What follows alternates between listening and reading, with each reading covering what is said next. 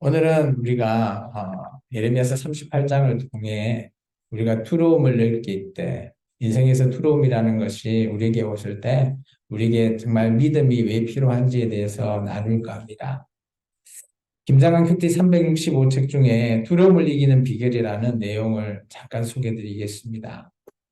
한제와 수테그만이라고 하는 독일 학자가 몇 년 전에 두려움이 소모하는 비용이라고 하는 책을 냈습니다.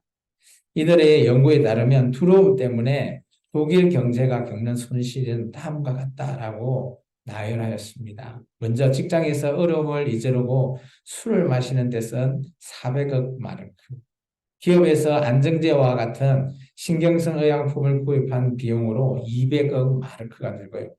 또 심신미약으로 일을 제대로 못한 손해비용이 300억 마르크, 걱정하느라고 병이 나서 일을 못해 결근한 비용이 180억 마르크, 현재 가치로 약 우리 돈의 한 70억 그 정도의 두려움 때문에 소비되는 경비가 예상되었다라고 이 책은 말하고 있습니다. 자동차 세일즈로 한 12년 연속 기네스북에 등장한 세계 최고의 판매왕이라고 하는 조 지라드라고 하는 사람이 자신이 35대까지, 35세까지 두려움에 사로잡혀 있었다며 그것을 극복한 비결을 밝혔습니다.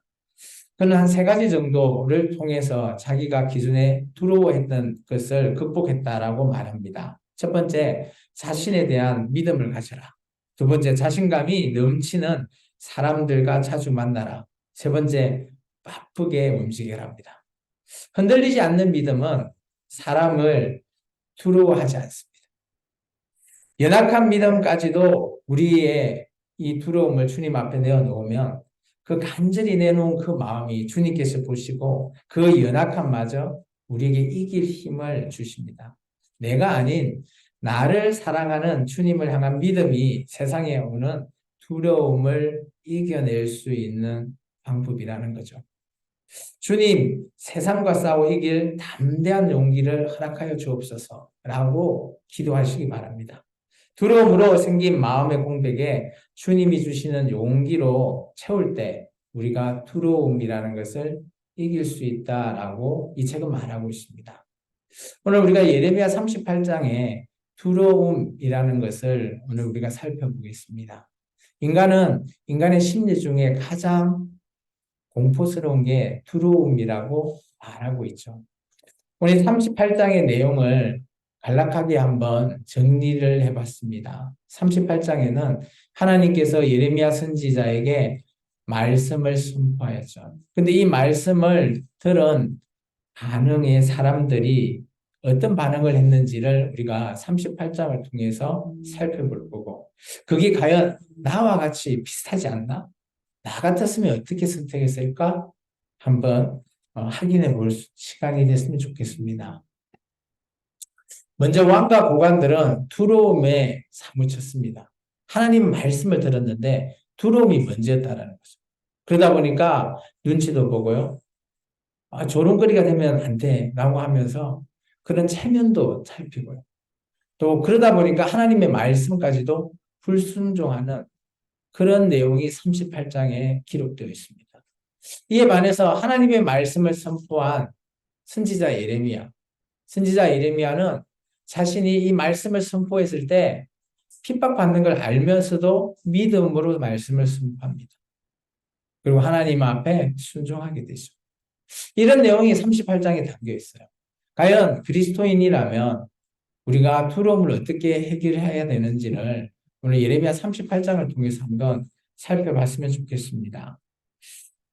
하나님의 말씀을 들은 시드기야 왕과 고관들이 두려움 때문에 선지자 예레미야를 죽이려고 하는 그런 모습이 있습니다.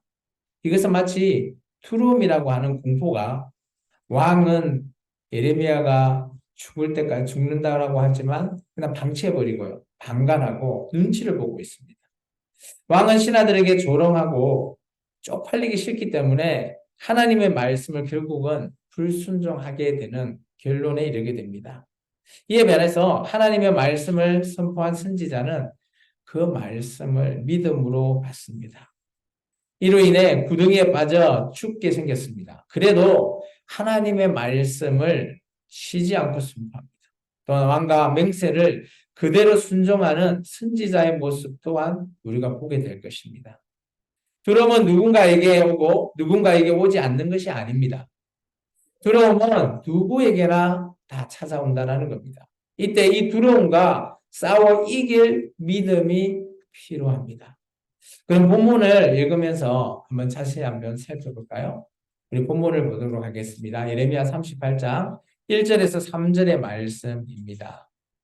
마찬의 아들 스바랴와 바수울 아들 그다랴와 셀마랴의 아들 유발과 말기야의 아들 바수울이 에레미야가 모든 백성에게 이르는 말을 들은즉 이르기를 여호와께서 이와 같이 말씀하시되 이 성에 머무는 자는 칼과 기근과 전쟁병에 죽으리라. 그러나 발자에 내게 항복하는 자는 살리니 그는 노량물을 얻음같이 자기의 목숨을 건지리라. 여호와께서 이와 같이 말씀하시니라. 이 성이 반드시 바벨론 왕 군대의 손에 넘어가리니 그가 차지하리라 하셨다 하는지라. 아멘. 아멘.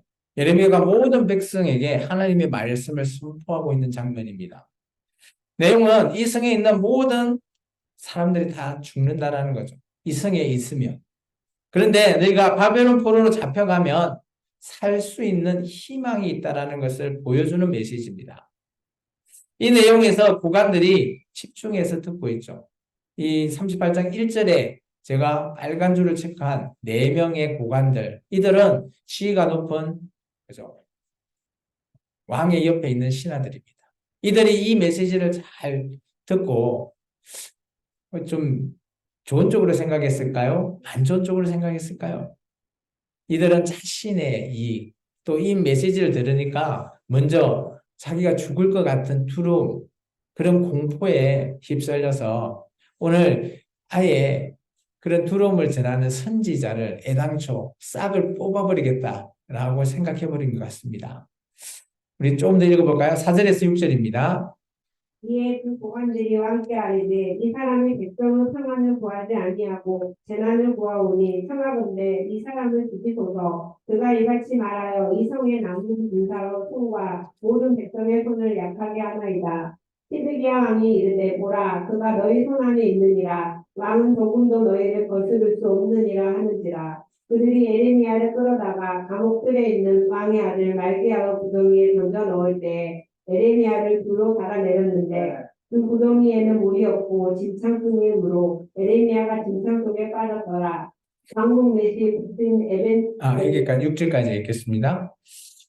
예레미야가 이게 말씀을 전하고 있는 내용을 이 고관들이 듣고 왕한테 가서 그대로 전하죠. 근데 왕은 이 당시 왕의 이름이 시드기야 왕이에요. 남유다 마지막 왕이죠. 이 왕이 이 메시지를 듣고 하나님의 메시지를 전한 선지자를 죽이면 안 돼! 라고 말해야 되는데 오늘 왕의 모습이 조금 당황스럽습니다. 왕이 이렇게 얘기합니다. 그저 네 손 안에 있다. 그러면서 왕은 너 알아서 해라라고 나 방관해버립니다. 이유가 뭘까요? 오늘 메시지를 보면 이 고관들이 왜 예레미야를 죽여야 되는지를 말하고 있죠. 평안의 메시지가 아니라 재난의 메시지를 선포하고 있다는 거죠. 쉽게 말해서 교회에서 목회자가 여러분 앞으로 여러분이 주님과 함께 계시니까 언제나 구원에 이르게 되시고요.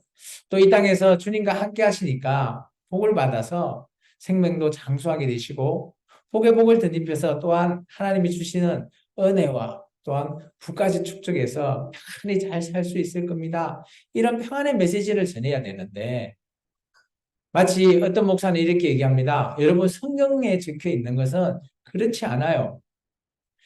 예수 그리스도를 온전히 믿어야 됩니다. 여러분이 삶이 바뀌어야 되죠. 여러분이 세상 사람처럼 똑같이 살면 여러분 구원에 이르지 못해요.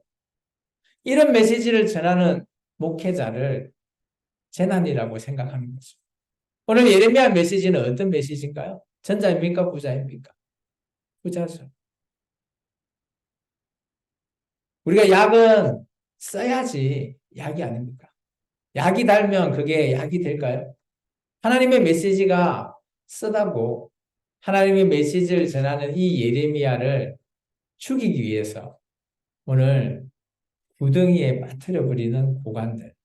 근데 그런 고관을 보면서 왕은 지켜만 보는 겁니다. 방관하는 거죠.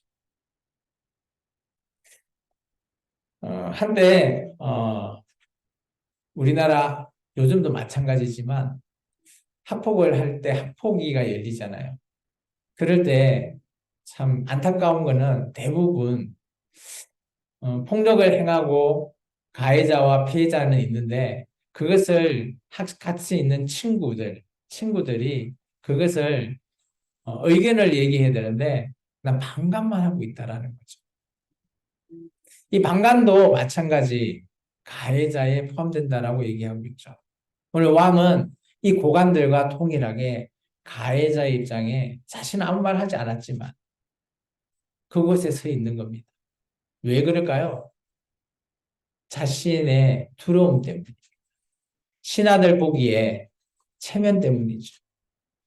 내가 대대로 그리고 그 신하들이 아마 힘이 더 셌는지 왕은 그 신하들을 그냥 그대로 내버려 두죠. 근데 나중에 찾아보니까 이 시드기야 왕은 예레미야를 그래도 특별히 생각하는 것 같아요. 근데 우리가 보기에는 이 왕은 앞에서는 체면치를 하고요. 뒤를 돌아서는 또 다른 이 예레미야를 구하기 위한 또 명령을 내리게 됩니다. 어떻게 보면 사람이 너무 우왕좌왕하면서 정말 이게 이중인격 아니냐 이렇게 생각할 수도 있는데 왕의 입장에서는 두려움이 큰 것 같습니다. 신하들의 자기에 보여지는 그런 체면 또 그런 권력이 그 신하들이 그죠? 이 시드기야 왕은 바벨론에서 왕으로 세웠기 때문에 그 나라에서 세운 왕이 아니기 때문에 눈치를 볼 수밖에 없다라는 상황을 기억해 보면 충분히 이해할 수 있습니다. 우리 7절부터 10절 내용을 한번 볼까요? 왕이 또 다른 명령을 내립니다. 어떤 명령일까요? 7절에서부터 13절까지 읽어 주십시오. 왕국 내시 불신 에벤멜렉이 그들이 에레미야를 구덩이에 던져 넣었음을 들으니라. 그때 왕이 베냐민 문에 앉았더니 에벤멜렉이 왕궁에서 나와 왕께 아뢰어 이르되 내 주 왕이여 저 사람들이 선지자 에레미야에게 행한 모든 일은 악하니이다. 성중에 떡이 떨어졌거늘 그들이 그를 구덩이에 던져 넣었으니 그가 거기에서 굶어 죽으리이다 하니 왕이 구스 사람 에벤멜렉에게 명령하여 이르되 너는 여기서 30명을 데리고 가서 선지자 에레미야가 죽기 전에 그를 구덩이에서 끌어내라. 에벤멜렉이 사람들을 데리고 왕궁 복간 방에 들어가서 거기에서 헝겊과 낡은 옷을 가져다가 그것을 구덩이에 있는 에레미야에게 앗둘러 내리며 구스인 에벤멜렉이 에레미야에게 이르되 당신은 이 헝겊과 낡은 옷을 당신의 겨드랑이에 대고 줄을 그 아래에 드시오. 에레미야가 그대로 하매 그들이 줄로 에레미야를 구덩이에서 끌어낸지라. 에레미야가 시일의 뜰에 머무니라. 아멘. 왕이 예레미야가 죽게 됐다는 소식을 그죠? 구스 내시에 그 소식을 듣고 그것을 구덩이에서 예레미야를 끌어내라라고 명령합니다. 고관들 앞에서는 두려움 때문에 눈치를 봤던 왕이지만 또 뭔 말도 못하고 그러다가 뒤에서 왕이 이 내시를 통해서 하나님의 말씀을 듣기 위해서 예레미야를 살리죠. 이 시드기야 왕도 자신의 그런 욕심도 있는 거죠. 누구들 앞에서는 그렇게 하지 못하지만 뒤에 돌아서서 하고 싶어 하는 그런 마음이 있죠. 시드기야 왕은 예레미야를 극필히 만나서 끌어내서 이제 만나서 비밀 회담을 하려고 합니다. 그 이유가 뭘까요? 현재 이 나라가 바벨론에서 둘러싸여 있고 위기에 빠져 있어. 이 위기를 극복하기 위해서는 왕은 어떤 수를 쓰긴 해야 되죠. 근데 과연 하나님은 어떤 얘기를 할까? 계속해서 예레미야가 하나님의 말씀을 전하고 있지만 그 얘기가 진짜 같지 않은 거예요. 바벨론에게 항복해라. 오늘 뭐 조금 더 군사를 모아서 싸워라라고 하면 공감이 되는데 나 항복해야지 산다라고 하니 도무지 시드기야 왕은 이해가 되지도 않습니다. 그래서 이 구덩이에서 건져낸 예레미야를 오늘 시드기야 왕이 따로 부르죠. 부르고 하나님의 정말 마지막 얘기를 들어보려고 합니다. 그 얘기가 14절부터죠. 우리가 14절부터 16절까지 짧게 한번 읽겠습니다. 시드기야 왕이 사람을 보내어 선지자 에레미야를 여호와의 성전 셋대 문으로 데려오게 하고 왕이 에레미야에게 이르되 내가 내게 한 가지 일을 물으리니 한 마디도 내게 숨기지 말라. 에레미야가 시드기야에게 이르되 내가 이 일을 왕에게 알리게 하여도 왕이 결코 나를 죽이지 아니하시리이까. 가령 내가 왕을 권한다 할지라도 왕이 듣지 아니하시리이다. 시드기야 왕이 비밀이 에레미야에게 맹세하여 이르되 우리에게 이 영혼을 지으신 여호와께서 살아계심을 두고 맹세하노니 내가 너를 죽이지도 아니하겠으며 내 생명을 찾는 그 사람들을 통해 넘기지도 아니하리라 하는지라. 아멘. 시드기야 왕이 이제 극비리에 예레미야와 만나죠. 회동을 합니다. 그러면서 시드기야 왕이 제안을 하죠. 내 너 살려주겠다. 그리고 그 고관들한테 넘기지 않고 살 수 있는 법을 내가 가르쳐 주겠다. 근데 그 대신 한 가지를 얘기하죠. 줄을 끊으면 좋겠어요. 여기 보면 15절 하반절에 있죠. 그죠?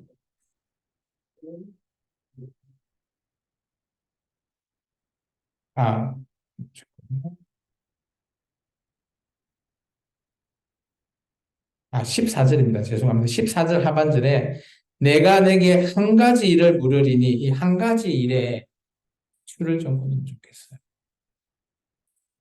시드기야 왕은 한 가지 일이 꼭 필요한 겁니다. 그 일이 시드기야 왕 입장에서는 어떤 걸까요? 하나님께서 이제 예레미야 선지자와 독대하면서 하나님의 말씀을 그대로 받는데 시드기야 왕은 자기 입장에서 좋은 소리 해주기를 원하는 겁니다. 그런데 오늘 이 한 가지 일이 뭘까요? 그 일이 이제 17절부터 나오는데 계속해서 예레미야는 동일한 메시지를 전합니다.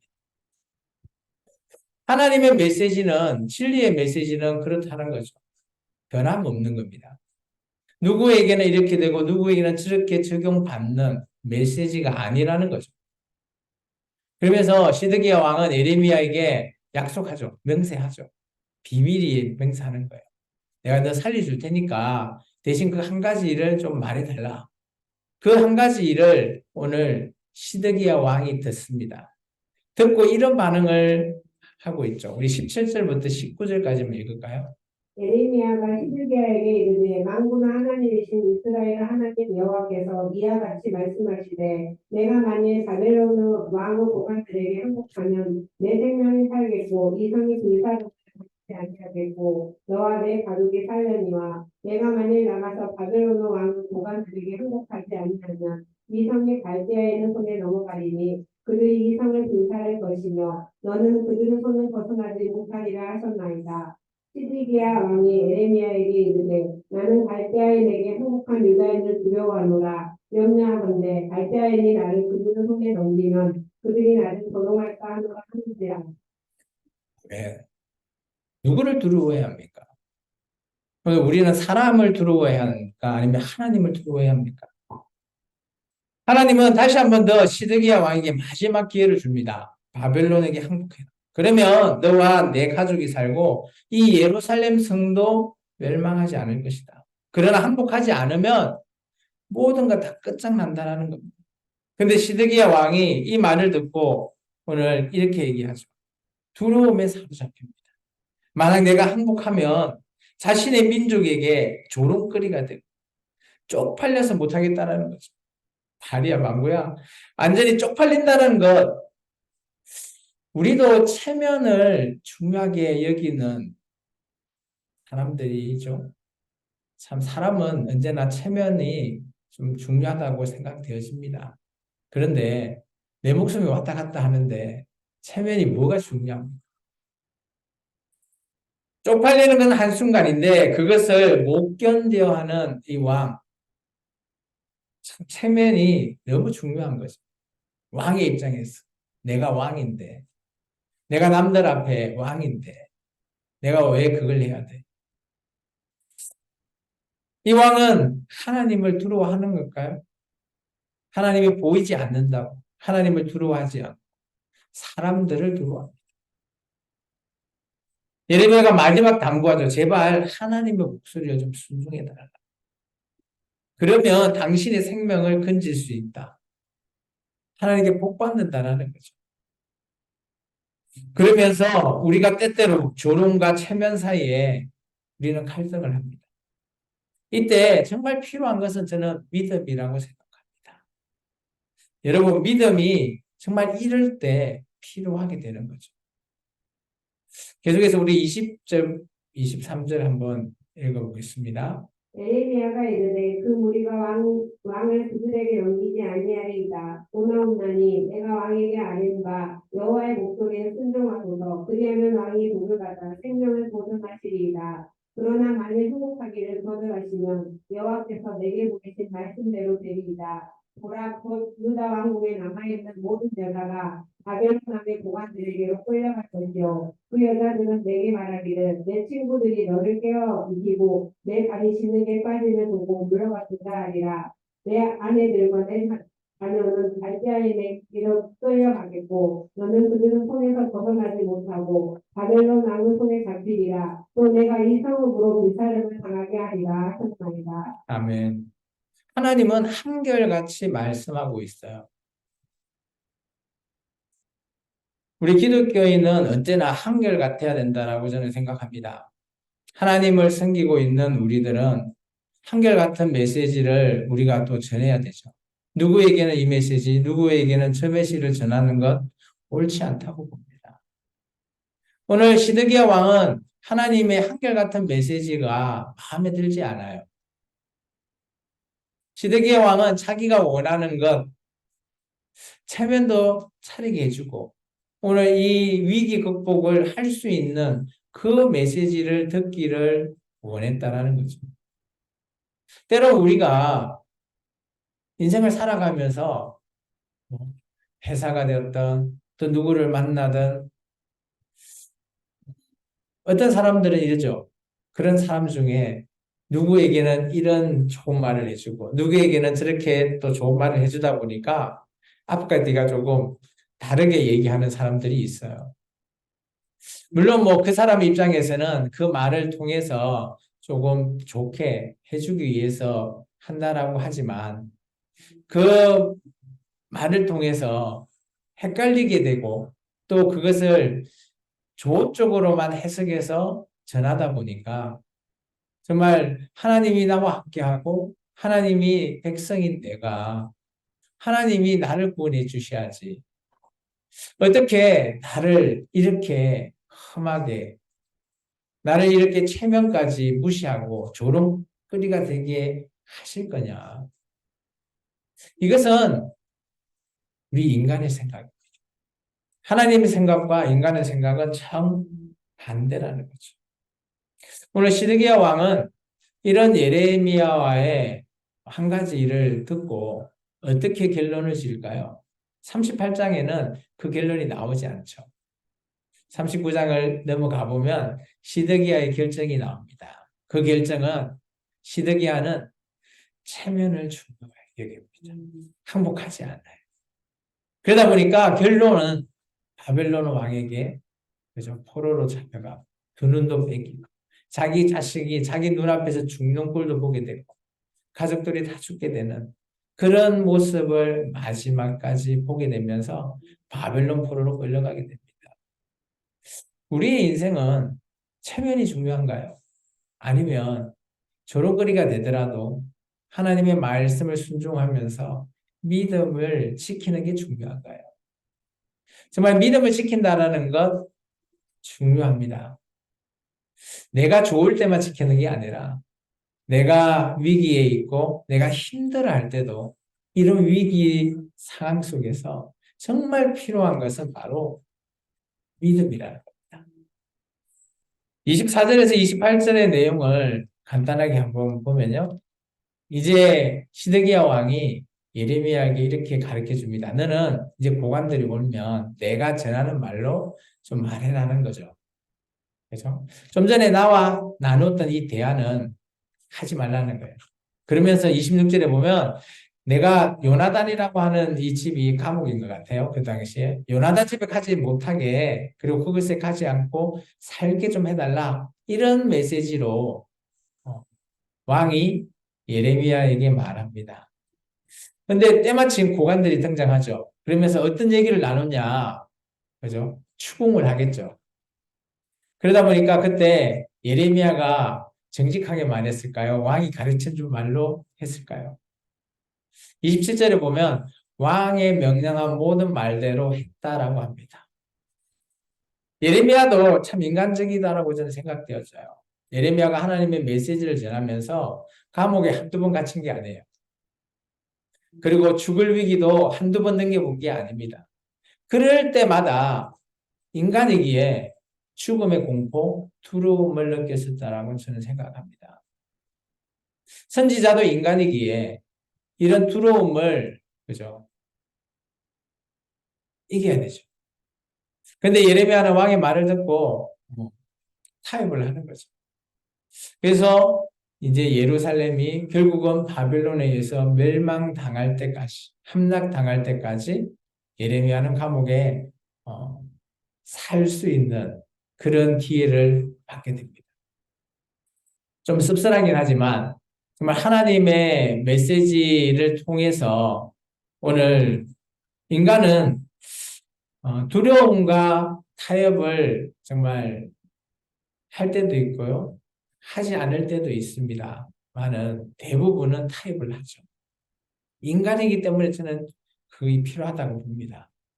그런데 한결같이 오늘 이 내용을 한번 살펴보면 정말 두려움이 주는 공포로 말미암아서 첫 번째 두려움 때문에 고관들은 선지자를 죽이려고 했고요. 또 두려움이 원인이 되어서 왕은 고관을 눈치를 보고 예레미야를 내버려 두죠.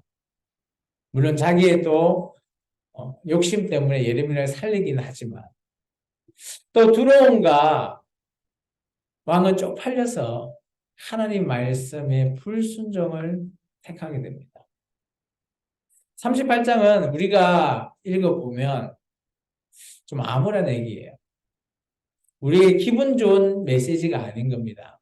근데 우리가 삶을 살아갈 때, 그죠? 우리가 기분 좋은 소식과 기분이 안 좋은 소식 중에 우리 인생을 살아갈 때 여러분 한번 생각해 보십시오.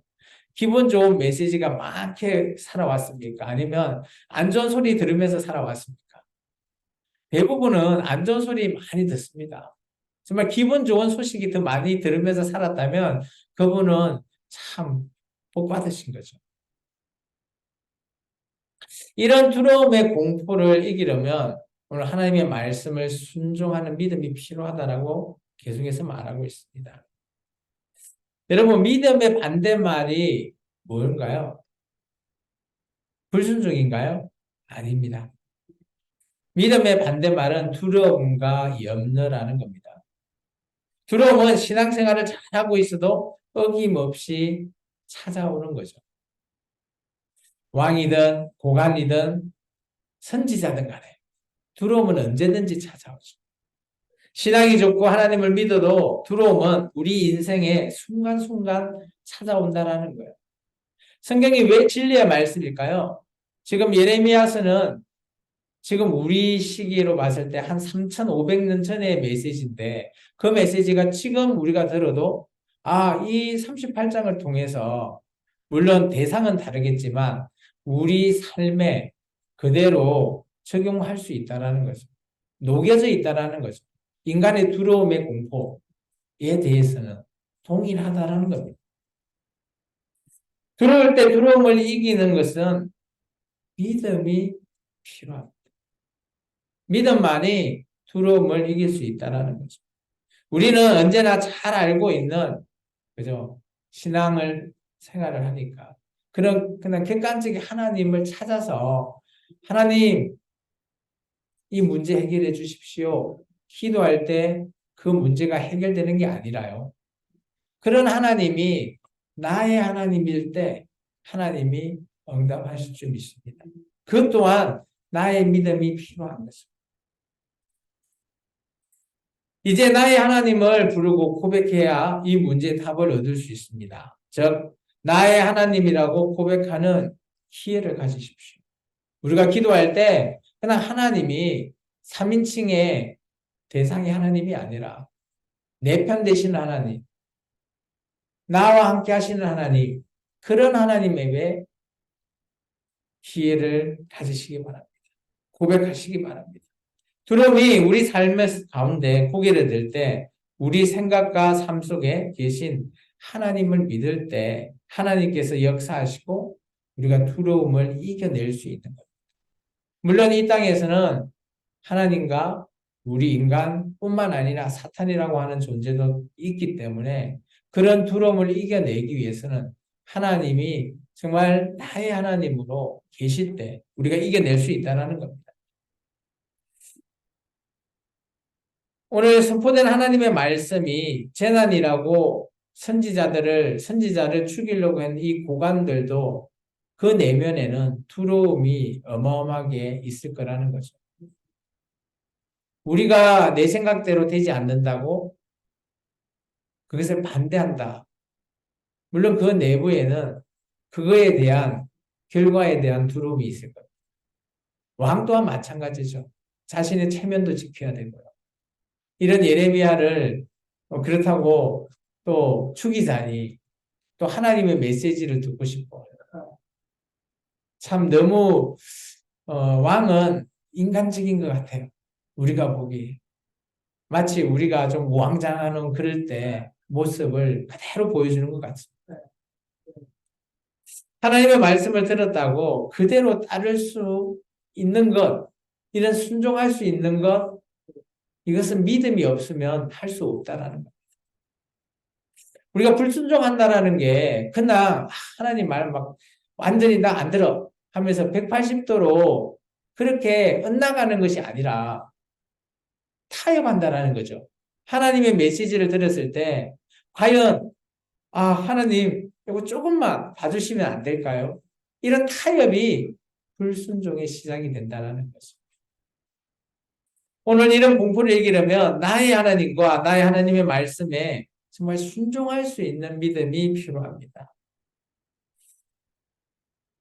마지막으로 오늘 이 말씀을 같이 한번 읽고 끝낼까요? 같이 읽겠습니다. 기독인의 삶에는 두려움을 이기는 방법은 오직 하나님의 말씀에 순종하는 믿음뿐입니다.